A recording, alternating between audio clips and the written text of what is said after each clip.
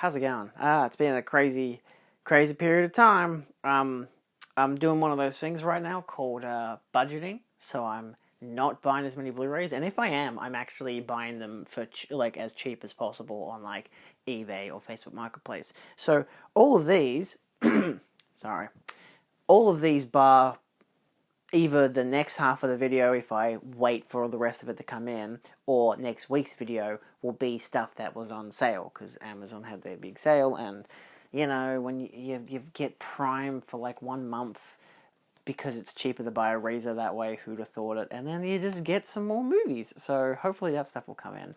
But I got 4 things from actually 3 from eBay, 1 from Facebook Marketplace, so we'll jump into the eBay stuff first. We have, oh, my legs. Death Race, wow, extended cut on Blu-ray. This is one that I probably could have saved a couple bucks if I had have waited for the market, because my friend was actually selling a copy of this, and I'm like, damn it, why did I buy it on eBay? I could have bought it cheaper, you know, but it is what it is. It isn't the 3-pack, it's just the first film. You're probably thinking, Julian, why? Why have you bought this film that comes with the extended cut? It comes with a bunch of special features, feature commentary, all this bullshit bloody Blu-ray U-Control shit. Oh, hippity hop, standard UK-looking Blu-ray, which is very fair. I bought it because I'm going to be doing a video on, or at least I hope to be doing a video on Paul W.S. Anderson's films, which reminds me I need to watch Soldier. And this was just one I didn't have, and it was like $7. So I probably would have actually had to spend more at the market if I bought it there, but still. Yeah, so I'm gonna do that eventually. We'll see how that goes. I've never seen Death Race. I have Death Race 2000, so I probably should watch that first. Maybe double feature it to get a good juxtaposition, see what an updated special effects Jason Statham and Paul W.S. Anderson have to offer. I don't know, we'll see. I don't know. Anyway, I bought this one as well for $20. Came with the slip cover. Oh, hot diggity daffodil. It adds no value, but it just has a piece of cardboard. This is Prevenge. This one is amazing. It's Alice Lowe, written and directed by her. She was like 7 months pregnant when they filmed it, so she's actually pregnant. I think she came up with the idea a couple months prior to the film. Like, it was pretty rushed. But it was like one of those low-budget slasher films about a pregnant woman who is upset that, like, the father of the child is, like, completely absent. I think, like, I think he dies, doesn't he? Yeah. I think he died prior to the events of the film, so she's, like, depressed because of that, and the baby talks to her, you know, as it does. That's totally real, and anyway, and so it basically, she's, like, dating all these guys, or sleeping with all these guys, and it's basically the baby tells her, the fetus tells her to kill, and it's fun. It's Alice Lowe, it's fantastic. It does have some bonus features, which is nice. You get an audio commentary of Alice Lowe, Vaughn Civil, who's the producer, it says it in parentheses, which is nice, Matteo Bini, who's the editor, and Ryan Edelston, who's the DOP, behind the scenes and post-natal confessions, which I think is the same thing. There's no actual dot between those. My friend, Caitlin, actually let me, I think it was her Blu-ray, so I'm pretty sure it's the same Blu-ray, so I'm pretty sure I've already seen the behind-the-scenes featurette, and it's pretty fun, but I'm yet to listen to the commentary, and I just figured, like, you know, why not? I haven't seen the film in a couple years, and I just wanted to have it, because it's just a really fun, you know, slasher film. It's very strange. It's only 87 minutes, but you still get DTS HD 5.1 and LPCM 2.0, and the audio descriptive version for LPCM 2.0. But, yeah, it was just a fun one to pick up, because, again, I've seen it, and I'd like to own it, and there we go. It was on eBay. Easy. Then we have American in Paris. You know, I swear I must have already talked about it. Did I already talk about it? I think I did. I had bought these with Submarine, and I had mentioned in my last mail video, I had Submarine come in. That was an eBay Plus thing, and so because of that, you know, it's like, oh, you get $5 off if you spend $50. So I spent $50 and bought all these films. So I got an American in Paris as well. This one I watched for my musicals list, and I kind of, to a degree, wish I had bought the Blu-ray. Like, the DVD was still a good print. Like, it's my dad's copy and everything. and this is just a secondhand DVD that was Blu-ray that was like $15. But it comes with all the special features, which is the main kind of reason I want to get it, because it just has all the special features. You got so much. There's a concerto of a commentary hosted by Patricia Ward Kelly, featuring rare, often previously unheard interviews of Gene Kelly, Vincente Minnelli, Alpha Freed, just a bunch of... there are so many names here, holy shit. You get a making of the film, a documentary that goes into it featuring 10 new interviews, new ultra-resolution digital transfer, oh hot diggity, that could be nice because it's a pretty technicolor film. American Masters career profile on Gene Kelly, the classic cartoon Symphony and Slang Love Walked In outtake song sequence, audio only bonuses, outtake songs, and that theatrical trailer. So it's a good amount of stuff. The artwork is, well, actually pretty, it works. It tells you exactly what the film is. It's in Paris, except it wasn't filmed in Paris. Holy shit, it was filmed on the sets of Hollywood. That was depressing when I found that out. I was like thinking, this was filmed in Hollywood. The main actress is French, and she appears in Vincente Minnelli's later film Gigi as a 16-year-old despite being 26.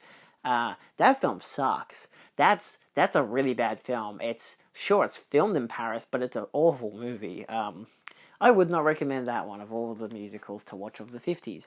Anyway, at least last for this clip, Event Horizon. This is the collector's edition from Shout Factory, and it actually came with the sleeve, which is nice. Reversible artwork, which was already like that. It's the 4K scan with all the special features. It is Region A. Now, this one I had to get in a very specific way. At the market, if you saw my video talking about the Aston Movie Market, I think I mentioned I sold the Event Horizon Steelbook I had, which was a collector's edition set from Zavvi. And I sold it for $100, which is actually pretty good. It resells for a lot larger on eBay, but all of them do anyway.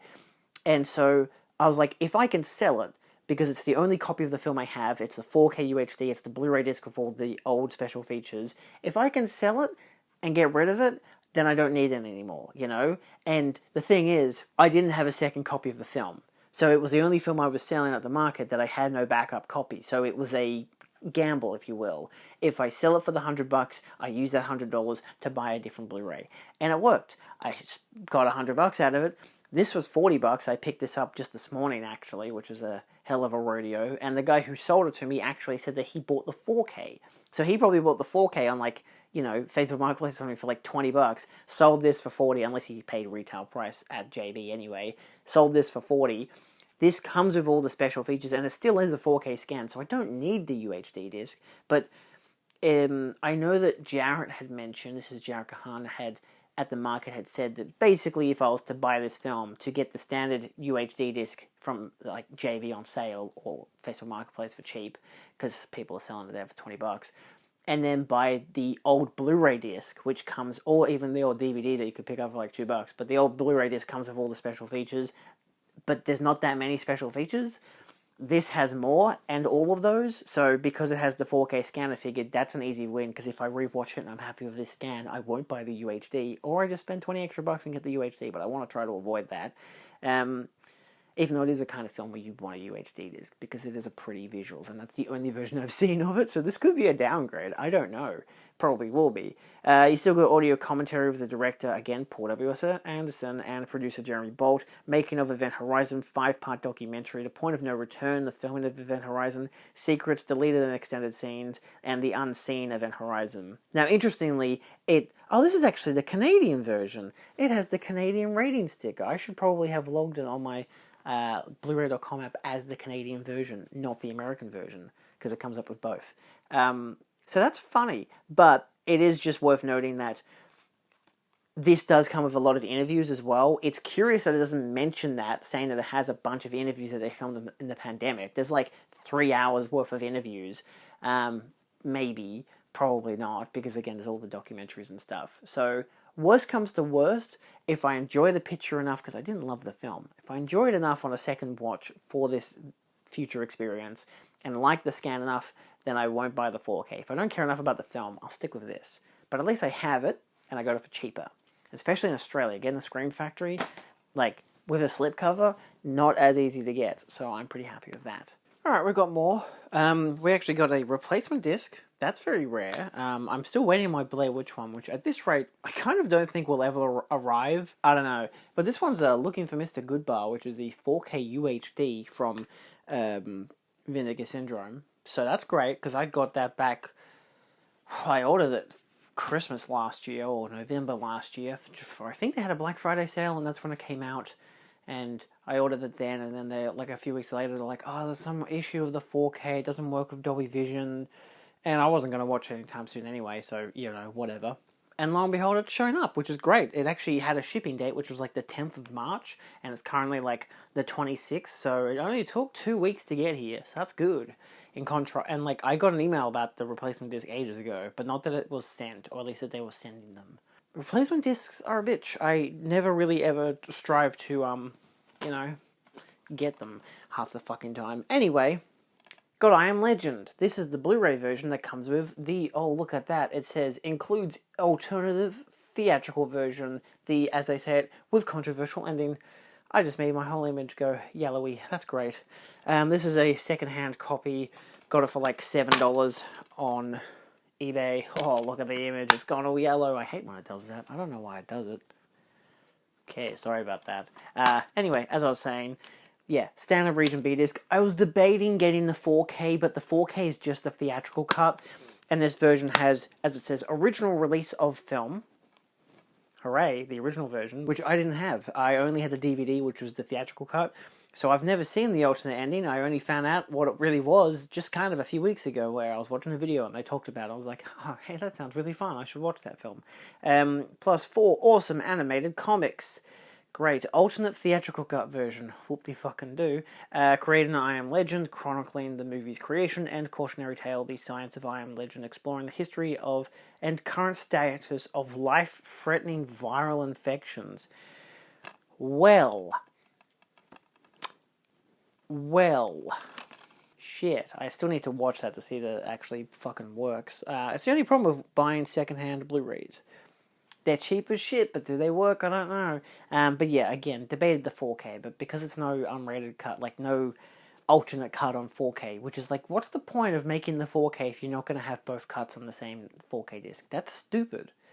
And they're apparently making a sequel to that alternate cut, so who the fuck would want to buy the 4K then? They're going to watch the theatrical cut, be like, but he died, how is he still alive? Because people are stupid and won't watch the other disc. People are stupid. Anyway. We've talked about Event Horizon, haven't we? It's actually the Canadian home video sticker. I think I mentioned it. Yeah. You know, Scream Factory. I watched it all. I've watched the film. I'm very happy with this transfer. I am not going to get a UHD disc for it. I could, if I could get one for cheap, like 15 or 20 bucks, but for the most part, I'm really happy with this 4K scan. I'm not that huge a fan of the film, but I do appreciate it more after rewatch. And I watched all of the special features. Wow, so many special features. And then we have Village of the Damned. I was about to say Children of the Damned. This is the 4K, which came with a slip, which is nice. No alternate artwork. The Carpenter version. It does come with a fuck ton of special features, which is great. I did have Amazon Prime at the time, so it was the perfect time to get it. It was $47, which I was still debating if I wanted to do that, but I was like, given I had Vampires and Ghosts of Mars for $42 each, I'm like, 47 is not bad. I still don't know if I like this film a lot, because again, I had the Fabulous Films release, which was an old scan with only a theatrical trailer, so for the most part, I'm just getting it as a big, I want to have every single Carpenter film in the best possible way, and this comes with a fuck ton of interviews and behind-the-scenes stuff, so no commentary with Carpenter. It just has one with filmmakers Jackson Stewart and Francis Galuppi, but it is presented in Dolby Vision. But yeah, so it's like, I don't think there's any actual interviews with, no, there doesn't, there's just revisiting locations, making of, the go-to guy, Michael Roof, John Carpenter by Peter Jason, and vintage interviews. So there's not a lot in terms of actual stuff with Carpenter. So we'll see. I think I did prefer this to the original version of the film, because it just has better effects and stuff, but I think both films are pretty meh. They're like fine. I don't know. We'll see. Next up, we have Happiness. Now, this initially, I got it in yesterday. I was meant to get 2 more in today, including Street Trash, which is a limited edition 2-pack set, which I really got to now buy again, which sucks. And Kagamusha, I think it is, the Kurosawa Criterion. But Amazon sent me a roadmap instead. Don't you love when that happens? I got a refund, so it doesn't matter. But I got this. This is the Criterion standard Blu-ray version, not the UHD 4K, but it is still the 4K transfer, director approved, as you can tell by the sticker. That's still... Can you tell that it's peeling off? Yeah, you can. Cool, okay. Yeah, it comes with this little booklet of essay. It was $30 in contrast to the $50 4K UHD, and I did a brief look at Bluray.com, and it seemed like the scans were pretty similar, like the transfers, because it is the same scan and everything. And I'm like, you know what? I think I'd be happy enough with a, Blu-ray. I haven't seen the film, so my hope is that the film is totally not ironic. Let's hope. Oh no.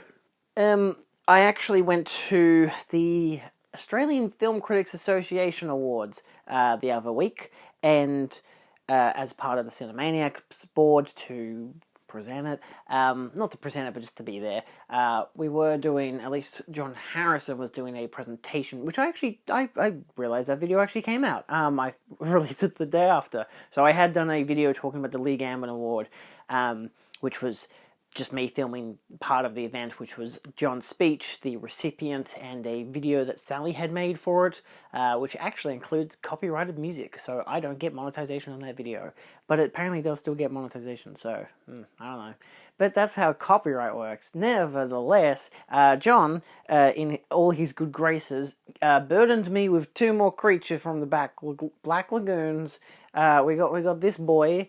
I actually already have one of these guys, but he's still mint in his packaging. But he's just completely transparent. I don't even remember what brand he was. Is it going to tell me? The text is so small, and it's also transparent. Courage Universal, yeah, I can see that. Is that one? Oh my god, I can't see what it says. I have no idea. Nevertheless, that's cool. It's nice to have him out of the box, because the other one I bought a couple years back, and I wanted to take him out. It was like a plastic clamshell. Sometimes you can rip those open and close it back up again.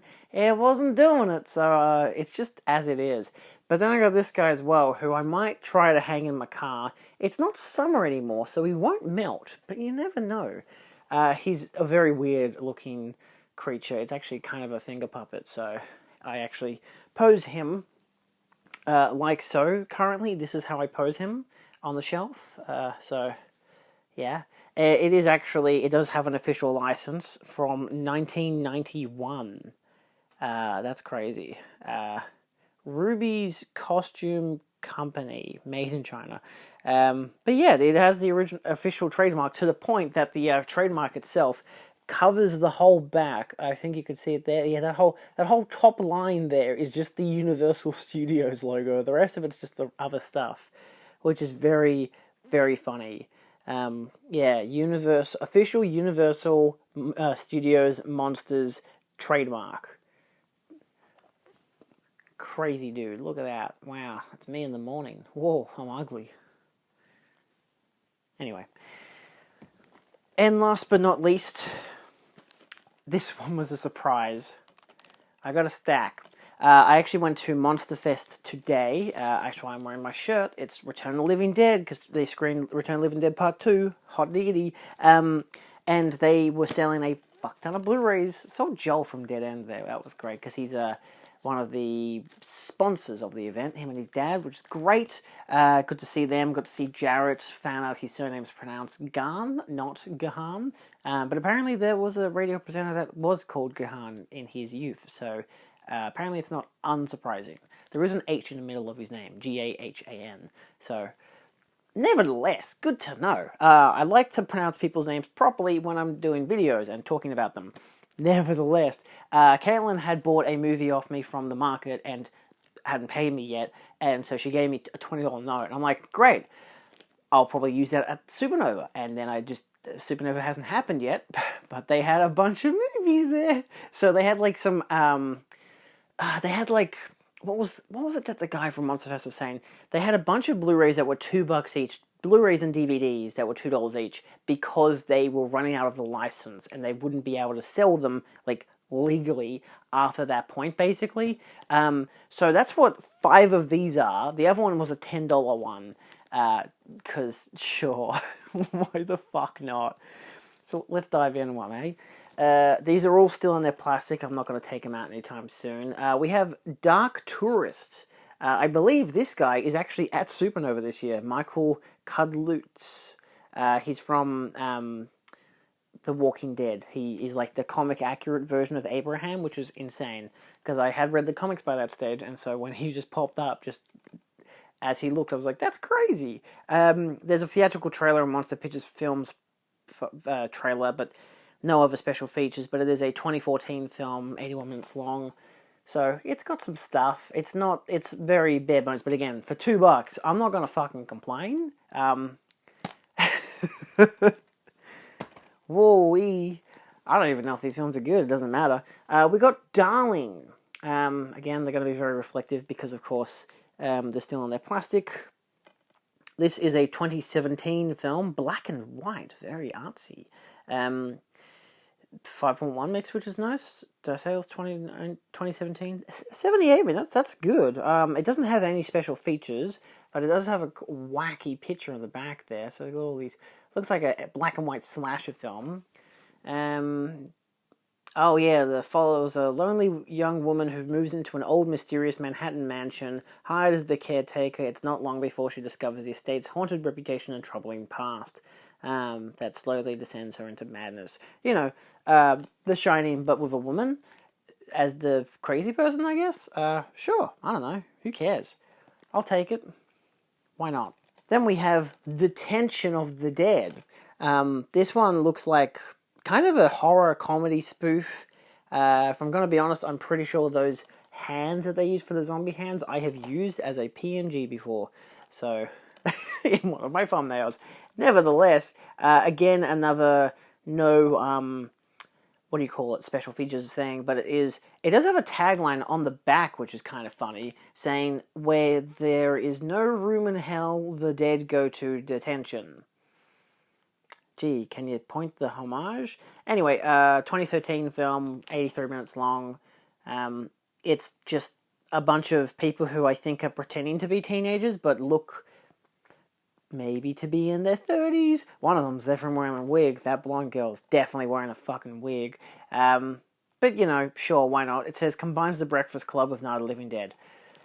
That sounds fine. I'll take it. Actually, on the back it says, it's The Breakfast Club meets The Faculty, meets Warm Bodies. But so it's Invasion of the Body Snatchers, but with... Why would you need to have The Breakfast Club in there, though? Because they're on detention, I guess. But it's like, is that really necessary when you mention the faculty? Because the faculty is like a small group of people who fight against a horde of, you know, aliens, basically. Because, again, Invasion of Body Snatchers, so... Yeah, sure, why not? If you have to use that as your way to advertise movies, I'm not huge on it, but at the same time, yeah, slim pickings. I'll take it. $2. This one I bought because of the cover, and I'm like, holy shit, they made Malignant before Malignant came out. This is Let Her Out. These are all Monster Fest Blu-rays, which is really fun. This, again, a 0 for the special features. Looks like a very gory, fucked up horror movie, holy shit. 2017, 87 minutes long.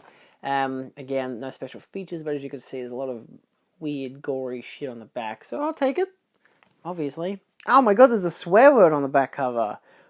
It just says, it's a quote saying, a deeply disturbing shotgun blast into the abyss that is the human psyche. Let Her Out is original, pretty gross, and super fucking entertaining. Sure. You know, I'm not expecting these films to be good, but at the same time, I'm not, because that could be fun. This one, however, Joel actually pointed out that it was quite good, and even Phil and Katie said it was really good, and they bought their own copy, even though when they got home, they realized, because I drove to there so we could all drive into the city. It turns out they already had it, but they only spent $2, so what does it matter? They're going to give it to a friend now. But this one is, Stario's. Apparently it's really good. It also comes with a commentary with the writer-director, writer-directors, plural, as well as, and one of the producers, plus deleted scenes, a music video, a audition video, trailers, and more. This is a 2015 film. So yeah, that's cool, you know? Can't go wrong. I don't know why I'm showing the back that much. It's amusing to me because it has the DVD Region 4 code, even though it's a fucking Blu-ray. I don't know why. That's a weird printing mistake. I mean, most of these have DVD releases simultaneously from Monster Fest. Like, they had a bunch of those DVDs there as well, which are also all $2, but I'm like, I'll just buy the Blu-rays. This one was $10, though. This is Coming Home in the Dark, a James Ashcroft film. This one obviously does not have this any fucking detail on the front. It just has an upside down image. See, it's upside down. Anyway, and the back also is the same, you know, upside down image of a picnic by the looks of it. Yeah. This one, I think the guy there was saying to another customer that this one is similar. What was the film he used? There was a fucked up movie. I can't remember what it was that he said it was similar to. But again, the same kind of artwork. It's got a weirdly like dusty. Yeah, that's very dusty. What the fuck? I picked up the dusty one. It doesn't matter. It comes with a sleeve, so I'll just yay, no more dust. Anyway, this one is. Does it say Malcolm? Miriama McDowell. Interesting. I don't know any of these actors. Oh no, I'm getting there. I know. He said it's got a really brutal start, but the rest of it's really interesting. It's a trip through New Zealand, a family trip through New Zealand wilderness turned into a nightmare when they're suddenly confronted by a pair of drifters in this Sundance thriller starring a couple of people. It also comes with a fuck ton of special features. This one goes hella out with special features, as you can see there. I noticed this one, it did say you got audio commentary, but you also have the MIF 2021 Q&A with James Ashcroft, moderated by Zach Hepburn, who I believe is the guy who runs the Astor. He's the main guy, it's Zach. Because I know that he does like writes journal stuff and analysis, all kind of film stuff that you get in like film commentaries and stuff. So I mean, it was probably done at the Astor. I wouldn't be surprised, because again, New Zealand film. Probably would have come to Australia to do that Q&A. I'm pretty sure it's Zach Hepburn. I might be wrong, but I'm pretty sure. Again, a making of featurette, cast and crew, interviews, just a whole bunch of stuff. TV spots, a short film called Pigs, behind the scenes gallery, interview with some of the actors and stuff. And I like that. Trailers with optional commentary by trailer editor Jared Khan. Oh my fucking god. I was telling you. See, because it says it right there. It says, if it's going to focus, it says it's Jared Khan. So again, that's the guy who I was telling you about. He also runs Monster Fest, one of the guys who runs Monster Fest. So, fucking A. I love seeing names of people that I know and that I guess would say I'm friends with. Being an adult and calling someone your friend doesn't really mean much anymore, because to be honest, I know so many fucking people, and I could know them for 5 minutes and be like, you're my friend now. Sure, I'll take it. Yay. So Zach and Jarrett worked on this. That's great. I love it. 10 out of 10. Interested to watch them. I'm still trying to remember what the movie was that the guy mentioned, that it was as brutal, like, to begin with, and then, yeah. But still, I'll take it. Again, they're all fucked up horror films. And Happiness, which is definitely a happy movie. Totally, 10 out of 10. I haven't seen it, so I'm going to assume correctly that it is a happy movie.